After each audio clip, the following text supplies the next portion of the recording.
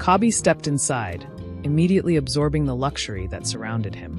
His well-practiced smile broadened as Mrs. Adwoa Mensah, draped in an emerald green silk gown, turned to greet him. Her elegance was undeniable.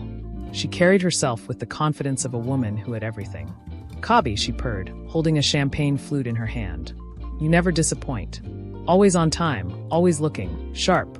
"For you, Adwoa, I wouldn't dare keep you waiting," Kobby replied, flashing the charming smile that had become his signature. She laughed softly and gestured for him to sit. "Champagne." "Of course," he said, taking a seat on the plush sofa. Mrs. Mensah poured the golden liquid into a glass and handed it to him. "To us," she said, raising her flute. "To us," Kobby echoed, clinking his glass against hers. The two settled into easy conversation, though Kobby knew how to navigate these encounters. He complimented her on everything from her flawless skin to her exquisite taste in decor. She, in turn, reveled in the attention, her laughter growing lighter with every word he spoke. But as the evening progressed, something felt off. Mrs. Mensah's phone, which she had placed on the coffee table, began buzzing intermittently.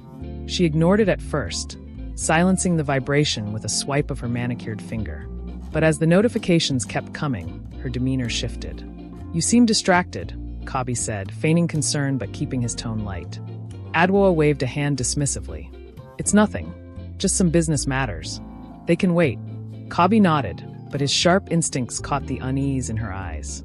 He had been in this game long enough to know when a storm was brewing. Still, he decided to play it cool.